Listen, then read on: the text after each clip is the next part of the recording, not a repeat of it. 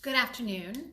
So I saw that quite a lot of you are experiencing one of the big problems that comes with getting to a point of actual exhaustion is that you start to have brain fog. And I wanted to do a little training on that because I think it's actually a really misunderstood topic. And yet I think it's really, really common. I find probably 90% of the time when I'm speaking to women about what they're experiencing, brain fog makes the list. And so, first of all, what is it? Why do we have such difficulty with our thoughts? And what can we do to kind of understand it? So, first of all, brain fog is actually a state of low brain energy. Tangibly, that's what you're experiencing, is that your cell energy at the brain is dramatically diminished. And as a result, you don't send the messages the same way. So when you're trying to formulate thoughts and remember things, your brain is literally struggling to have the energy to send the messages. Now, that has been caused by the fact that the cascade for your brain is no different than it is for the rest of your body. It is chronic stress response. And I must say, this is not the same as me saying chronic adrenal issues. This is chronic stress response. Stress response spans every body system. It is associated, of course, with the adrenals because they have to produce the stress hormones, but it is not adrenal fatigue. It is not adrenal exhaustion. So just FYI, it's something different. So this low energy state means that the cells can't depolarize and send messages correctly.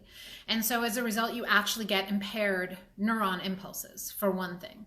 Now, secondarily, the low energy state means that in the brain, which as you can imagine is a pretty high energy usage environment, you're not actually even producing the right amount of energy. And this is usually, in most adults, it's a slow oxidation state. So your oxidative energy capacity has gone down.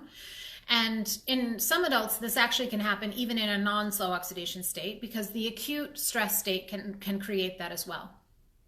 Now, another component to this is that it often has an association with toxicity accumulated in the brain. And so the brain is commonly affected by metals, although not the way that a lot of people talk about it. So aluminum is a concern, and I will give great credence to that aluminum accumulation in the brain is the direct result of chronic stress. So it has an association with copper. Copper accumulates under stress because copper is actually very useful when bound in our brain. It acts as stimulatory as an amphetamine, which is amazing if we really have to solve complex problems. But most of us have been existing in a state of chronic stress, and we're so used to it that we no longer consider it stressful. I ask women all the time, do you consider your life stressful? Well, no more stressful than everyone else, except for the fact that it's been an unremitting pace of go, go, go for 20 plus years, and to your system, that's stressful. So what happens is the metals accumulate and they further cause inflammation in the tissues. And this is true of the brain as well. And so that can cause a lot of memory impairment. So if you find that memory is one of your big issues, the odds are you have a lot of accumulated copper and perhaps aluminum, among other things, sitting in your brain tissues. Now, here's the thing. You can't just go in and detoxify those. So I'm strongly advocating in no way, shape, or form does that mean go get some kind of heavy metal detox and begin doing it, because that requires a huge amount of energy. And if you don't have the energy available to do that and your liver is not at peak capacity, you're not going to be able to detoxify. Now, some people will say, well, brain fogginess is a state of candida. I hear that a lot. Well, I've been told I have candida, that's why my brain is foggy. So that's a bit of a misnomer. It's half true and half not true. On one hand, I find that anybody who isn't at their best, doesn't have their highest energy, has an accumulation of candida. However, it is not amenable, so you can't get rid of it by just trying to kill it off or starve it. Because what candida does, A, it's always going to be present. It's actually part of your microbiome. But B, when you think you're starving it, you're just putting it into a state of hibernation. Candida is very good at survival. And so when we go on these very low carbohydrate, very restrictive diets, people find that a lot of those symptoms start to improve, but as soon as they eat something like that, they get all the symptoms back. And that's because you actually didn't do anything. You didn't alter the terrain. Some of the studies, in fact, show that nourishing the body by having ample amounts of carbohydrates will do better to make candida happy, and it won't be so virulent, and then actually work from there. Now, the thing about that is too, Brain fog is a direct consequence of the brain not having enough fuel. Now, brain cells want free fatty acids and carbohydrates. The free fatty acids are getting covered by a lot of people because they're taking their MCT oil and they're doing their bulletproof coffee, but it's not enough because you cannot run the body just off of fatty acid metabolism long term, because it is actually stimulating more stress response. That is why many people I see who've been doing the, very high saturated fats, coconut oil, carb for a long time, they are also coming to me complaining of anxiety and sleeplessness and depression. And that is because the stress response has been vastly aggravated by that state. So yes, you need the free fatty acids, but do you need them exclusively? No. And in fact, your brain is, again, a high energy usage environment. So if your free fatty acids are not balanced by good amounts of carbohydrates, and that usually means carbs in excess of your free fatty acid concentration, then you're going to find that your brain doesn't have the resources to do repair work. Now, this is a big concern because it is no wonder that we're seeing an absolute explosion in the cases of memory impairment and cognitive issues in our aging population. And those people started with brain fog. They started with that symptom. And they thought, well, I'm just stressed. Well, I'm just overworked. Well, I'm just getting older. And they let it go. And the fact is that was the accumulation of low energy states traversing into actual cell damage and then resulting in impairment issues that could not be reversed. So there's another component to this, which is the stress state lowers essential hormones in the brain, like pregnenolone and progesterone. Now, am I advocating go and start sucking down pregnenolone and progesterone? No. Because if we don't know the state of your cellular systems, that could actually be very, very non-useful. You need large amounts of minerals and a nutrient-dense diet to be able to allow your body to use things like progesterone and pregnenolone well.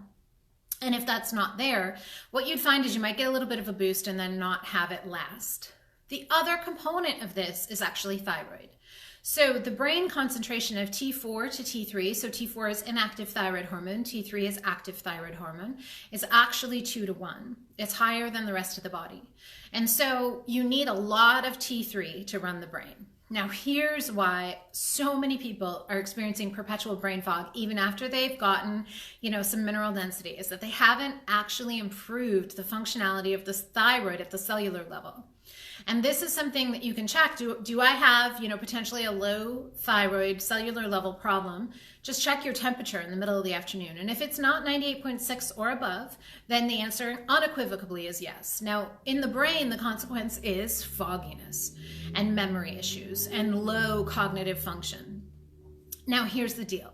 About 80% of these cases can actually be improved by diet alone.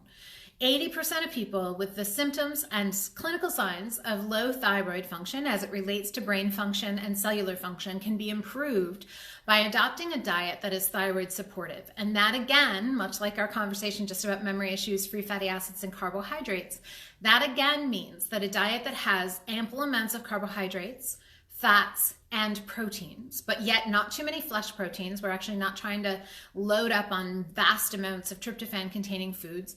And we want carbohydrates that are easy to digest and your body can use very quickly because your cells run off glucose and fructose.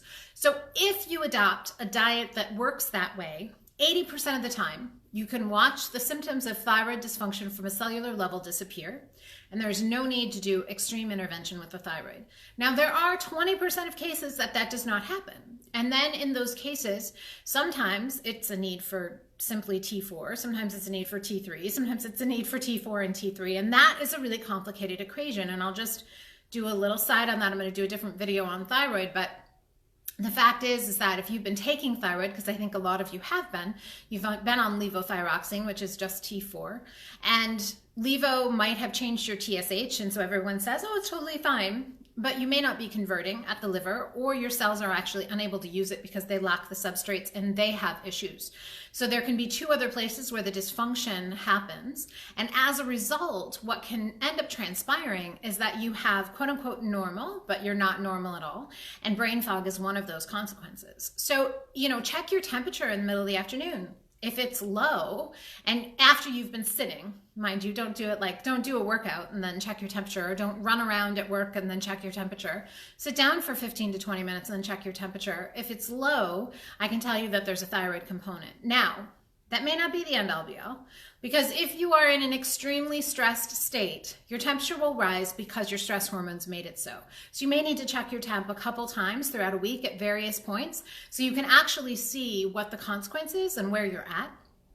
But that is one of the ways you can start to clue into this. Now, the other thing is that if you're experiencing brain fog, you may want to check if it's worse certain times a day and what other things tend to go with it. Do you find you're very sharp in the morning and then as the night comes, you wear off, or that your sharpness actually improves at the end of the day? And those may be cyclical rhythms of blood sugar management related to cortisol and stress hormones that then would need to be mitigated. But that's where you can start to investigate.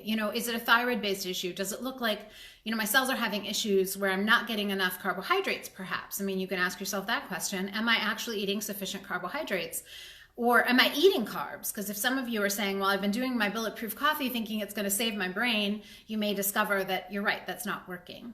Now, as far as supplementation, this is a big loaded bag. So I actually have no base level supplementation that I would tell anyone to start taking just on principle, because I find that you really have to base it off the person.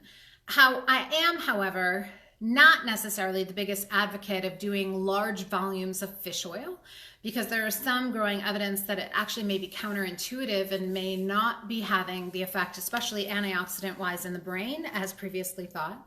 There is some reason to say that having foods that have large volumes of vitamin E would be a great idea. Vitamin E is much more protective to those cellular functions. But I would say the more you can get through food is going to be better. There's a lot of indications that you want adequate vitamin D, but then again, we have that kind of funny caveat of, what's the best way. Now, if you can spend your time in the sun, great, that would be preferable. And secondarily, supplementing vitamin D, if it's indicated. So again, I'm not giving medical advice, but I'm saying that there's some indication that vitamin D would be helpful. However, if the issue has the whole copper, aluminum in the brain accumulation, then you're going to need much more sophisticated work. Because again, detoxing is not going to work. But I do want you to know that there's hope, because it isn't a one system thing. And again, I talk about stress response a lot, and I'm in no way saying it's an adrenal issue. I'm talking about stress response. Very, very different than adrenal. So also, please don't go start swallowing, Tulsi tea and ashwagandha and these herbs thinking, well, I'm going to turn off my stress response and that's going to be what heals my brain, because it is way more complicated. It is a thyroid issue. It's a blood sugar and cellular use of energy issue. It is likely a stress response issue, which means that needs to get turned off. Your liver needs to be nourished. You need to take more time off, though. One of the things you guys could all do right now is you could stop multitasking. Like, stop doing a million things at once. Stop checking Facebook. Stop checking Twitter. Stop checking Instagram. Set one time in the day where you do that stuff and then put it down. Because that's one of the reasons why our brains are so overstimulated now, is that we've entered a realm of living where we're constantly feeling like we have to keep up to date, and it is taxing you. It's one of the things that creates your stress response. So if you don't have a path right now for food and supplementation and those kind of things, which, hey, if you want that path, set up a call with us. That's what I do. But if you don't have that path right at the moment, then you at least need to stop overextending yourself, and you need to carve out quiet times where you're literally doing nothing. Maybe even start to learn to just sit and meditate, sit in stillness and see if you can listen to what the sound between your cells sounds like. I know that sounds like that might be a little bit nuts, but I'm telling you, there's an actual resonance inside of you that has nothing to do with the thoughts in your head or what's happening in social media or what the media says or what the TV is saying. It is a stillness and it is a silence, and there's a massive ability to help restore you in that space. So if that is the only tool you have, then please start using it. But know this, it is not normal for your brain to be foggy. I hear women say all the time, this is one of the things that breaks my heart. I hear women over 45 say, well, maybe it's just age.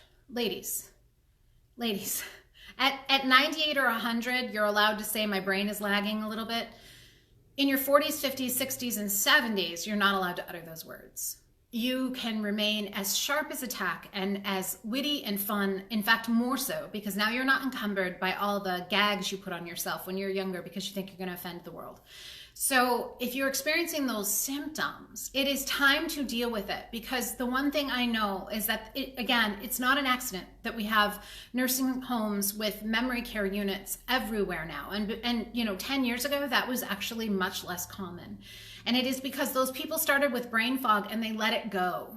They just thought they were aging. They just thought that it was something that would pass when they retired or when they got some quiet time. Please don't let it pass. Start to recognize that this is a physiological issue and it has a solution. And if you get ahead of it, you can not only regain your brain, but you regain the rest of your organ systems too. And whatever life comes with that, because I'm pretty sure y'all still have dreams and visions. But pay attention to those symptoms. Check your temperatures, see if you've got a thyroid related problem, and you are welcome to set up time to talk with us, because that's one of the big issues that we solve. And, pay attention. Have you been doing low carb thinking it was going to solve it? It's time to stop the low carb, and it's time to bring some good carbs back in. Don't overstress yourself with high intensity exercise and multitasking. That's going to be another way you really bring your brain into a state of panic, and that is not what you want. All right. So I love seeing all of you here. I see so many of you that I know, but just reach out and ask questions. You can ask questions in the feed under the video, but I wanted this to be there because I see that brain fog is plaguing us. And honestly, it's tearing down us as women because we're losing our mental acuity. And then we're starting to feel like we might as well close ourselves off from the world. And that is very scary, because to me, if we don't have women holding our wisdom, then the world is going to fall to shambles. I'm pretty certain of it, because it is the women who will hold the wisdom that guides us out of these darker places that much of the world is in right now. So we need you all sharp and present and heartfelt and compassionate and able to hold the space. And that's what I'm here for. All right. Blessings.